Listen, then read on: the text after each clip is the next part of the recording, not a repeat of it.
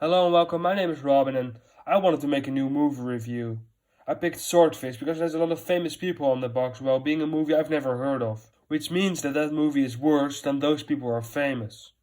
I watched it and Swordfish is amazing. I mean it's bad, but it's amazing. There's a scene where a guy gets a blowjob with a gun to his head and he has to do a deep encryption by sliding in a Trojan horse hiding a worm all in 60 seconds or he dies. That's great. But I don't want to make a video telling you almost everything that happens in a movie and then say go and watch it. I'll mention the gun worm sliding blowjob scene, the 3D cube building hacking, and then it gets better from there. It also gets worse. But it's got personality. And you should just watch it and be amazed. Wonder if they know they're stupid and get confused how there's definitely just a part of the movie missing. So I watched Swordfish and I didn't want to make a video about it, but I was still in a hacker mood, so I watched Virtual Death. Virtual Death starts with a girl breaking into an office building made of big empty white rooms. The girl, who's named Jo by the way, gets to the computer, puts her disk in and crashes it. All the alarms go off, the door starts to close, and it also makes the coffee machine stop dripping, which I like. She starts running away.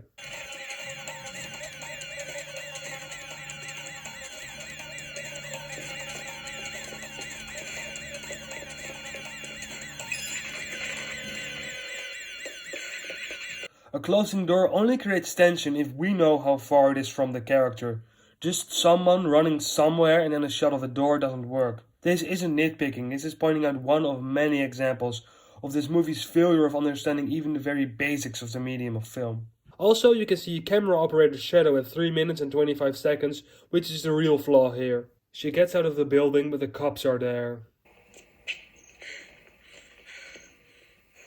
Joe? Daddy. I know there's no way to prove this, but I totally called that was gonna be her dad. And I don't care if you believe me. I'm proud of myself, that's all I need.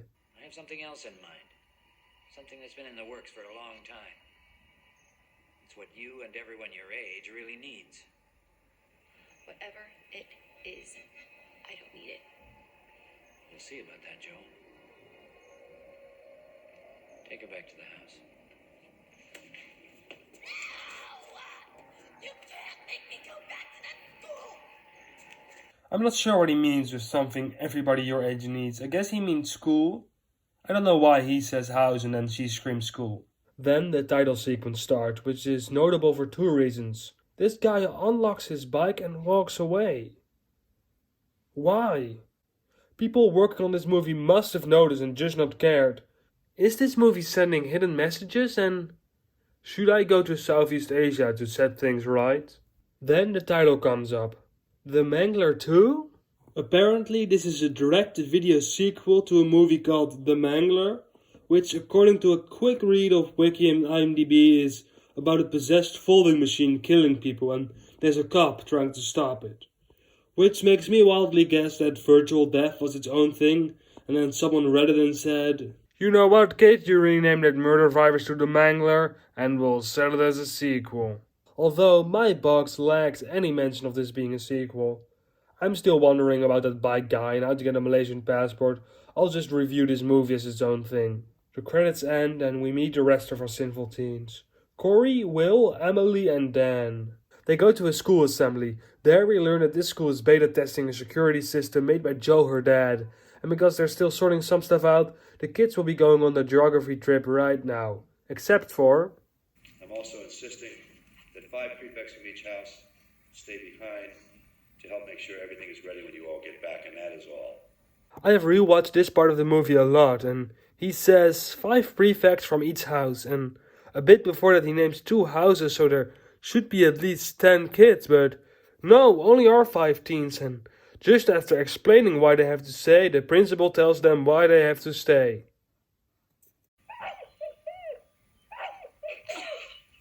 And that's the reason that you guys, you 5 clowns, are not going on your geographic trip. If none of them confess, no prom. Also there's this letter, and to jump ahead a bit, it turns out the principal has or has tried to sexually assault Emily multiple times. You might think, huh? No, wait, there's a letter? What's on the letter? What does it have to do with sexual assault? I know, that doesn't make any sense. I'll play the 2 mentions of the letter in the entire movie. Now,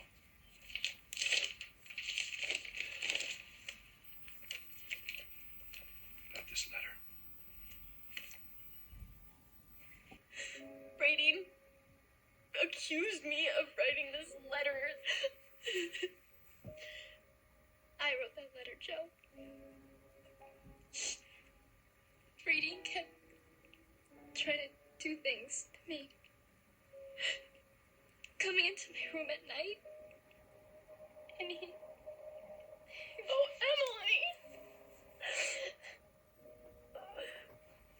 It doesn't make any sense. Really, I hope it's clear how unclear this movie is.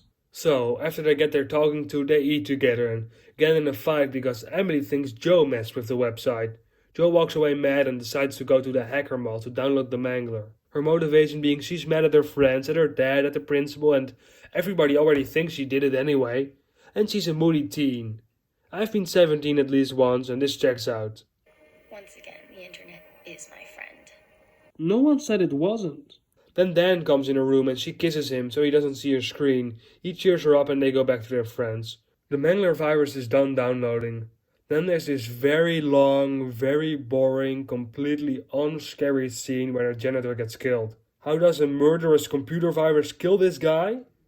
Using electrical wires holding just regular old garden scissors. He's in a supply closet with things that drill and saw and dangerous chemicals, and he gets killed with non-electric garden scissors, being held by a very shaky wire arm. We don't even get to see him die. This movie can show you boring stuff leading up to a kill and maybe some blood splatters coming from off screen, but that's all you get. Because people watch Monster Kills teenager movies for their lack of over-the-top bloody violence. The teenagers are all together again and Joe reveals she downloaded the super virus that's going to destroy the school. Why did she hide it from Dan if she was just gonna say it? Bad writing. Corey thinks it's funny. Way funnier than his website joke. And I want to give this movie some credit here.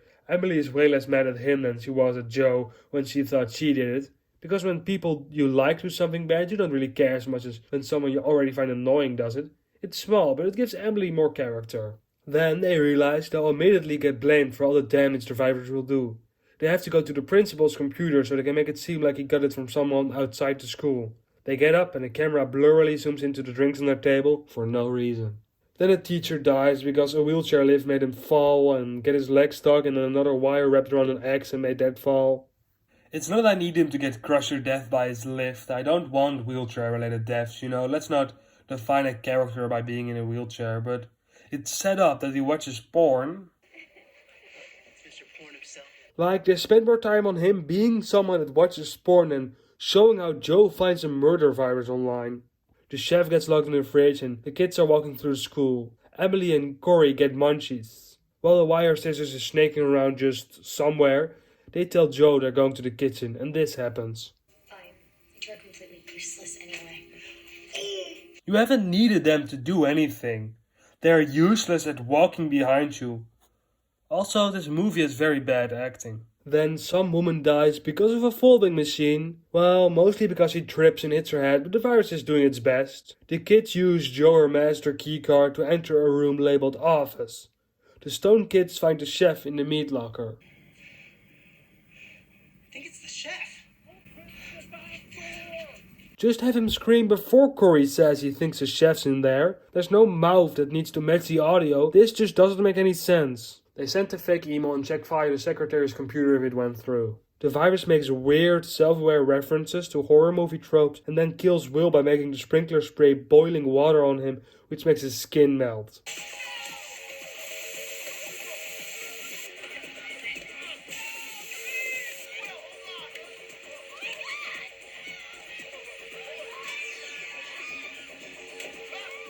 The editing is horrible, but it's a great way to kill off a character. They run away and meet the others and have a fight where people say stuff that just has no connection with what's happening or what someone said before them. Then they try escaping through the front door, but there's wire scissors slowly moving forward. God, I love wire scissors. So, they have to go to the roof because There aren't any cameras pointing down there. on the roof there's a camera. And although just being spotted by the camera doesn't instantly kill you, which they know, there's a very long scene of them talking about how to avoid it and in which order they'll move forward, and then when Joy enters a hiding spot where two other people have been before her, she immediately gets seen and they all just run away. They go through the gym, Corey gets crushed by bleachers, and they use the gym safe door to get outside. Joe, you didn't know some computer virus was gonna kill us. Kill people. He knows he's in a bad movie. I think most people knew. The people selling it knew it's direct-to-video. Then the famous second and last mention of the letter. They can't just leave because of the electric fence, so they go to Jo her room in hopes they can put her system crash disk in her laptop and stop the virus. But the virus has become this very attractive head. You gave me life. Together, Jo, we can create new lives.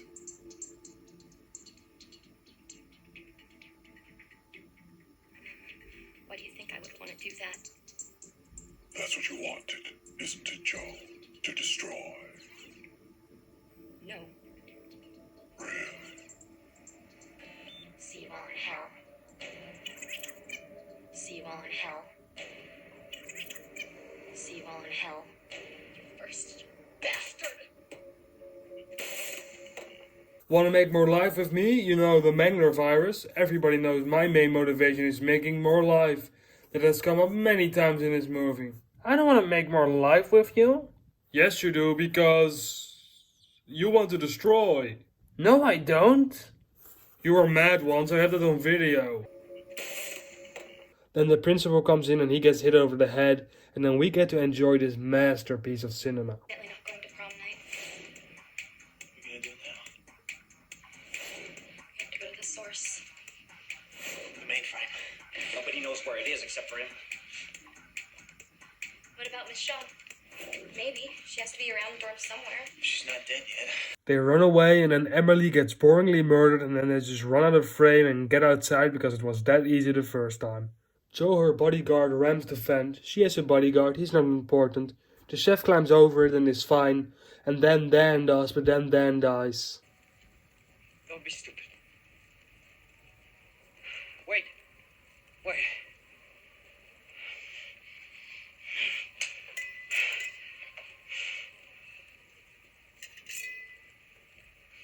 Good luck.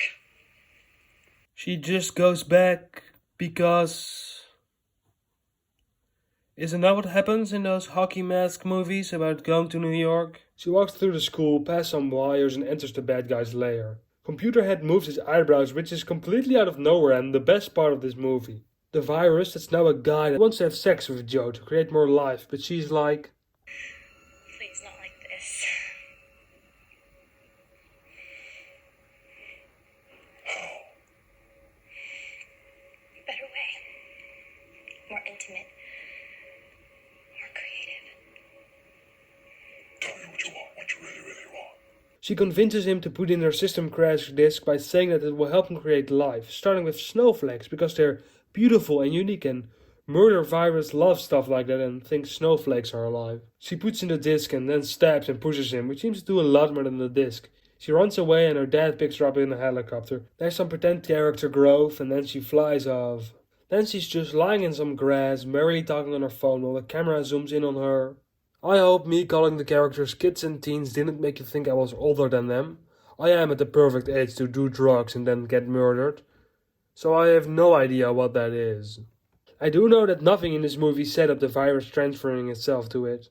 So much of this movie just doesn't make any sense, and it's definitely not about anything. It sort of pretends to be about selflessness, with the school's motto being not for yourself alone. It's not, and that's a pretty shitty school motto. The message is fine, but it doesn't roll off the tongue.